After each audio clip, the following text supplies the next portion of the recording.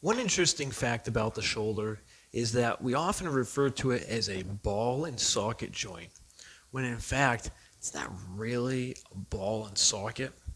When I think of ball and socket, I think of the hip. If we look at Homer over here, we can see that his hip bone, the femur, has a very large head, like a ball. And the socket of the pelvis is called the acetabulum. And that actually creates this nice little, it's almost like a garage, a parking zone for that hip. So that femur is basically stuck inside there, and it has quite a bit of movement because it's a ball and socket, and it can go in, out, back, forth, and even rotate. The shoulder does all those motions except a lot further, and that's because it's not exactly a ball and socket. Rather, it's more like a ball and cup.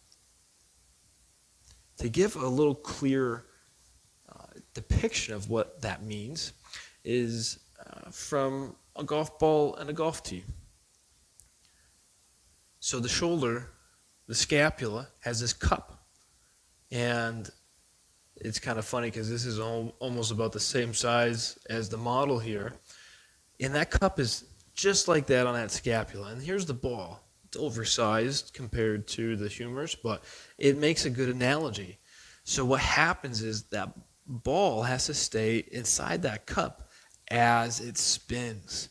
And if you know anything about setting up your approach to drive a golf ball, you have to put the tee in straight up and down and rest the ball on top of it. If you're on an angle at all, the ball will fall out pretty easily. And then if you're successful in getting the ball on the tee and you're measuring up your shot and you accidentally tap the ball, then the ball's going to fall off real easy and you'll have to pick it back up again. So the ligaments hold the bones close together, but they don't necessarily drive the spinning of the ball in the socket. That job is reserved for the rotator cuff. So the rotator cuff is very important to pull that ball into the cup and the cup into the ball with the long head of the biceps tendon.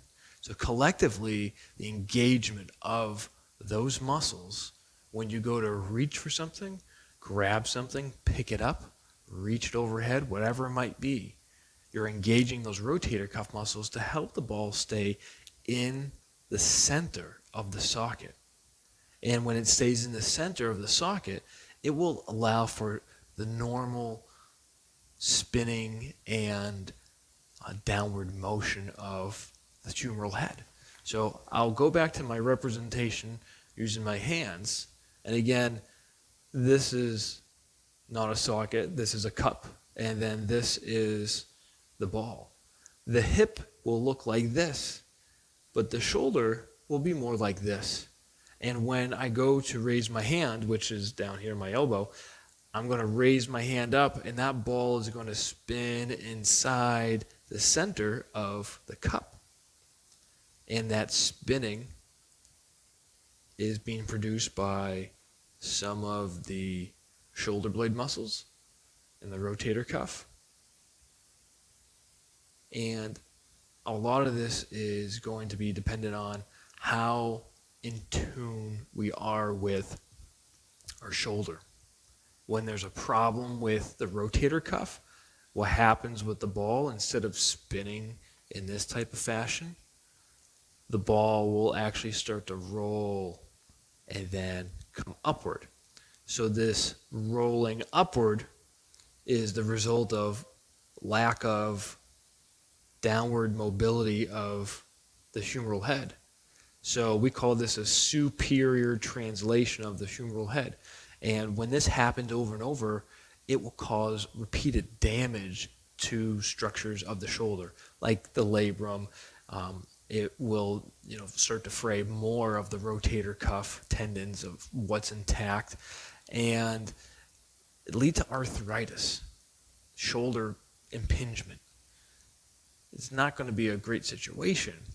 So when we help people recover from rotator cuff strains, which can be a partial tear, we make a very important point that when we raise our arm up, we don't want that shoulder blade to go up. We want it to stay down, because the shoulder blade can be a compensation to get away from the pain, because that ball isn't dropping down in the cup the right way.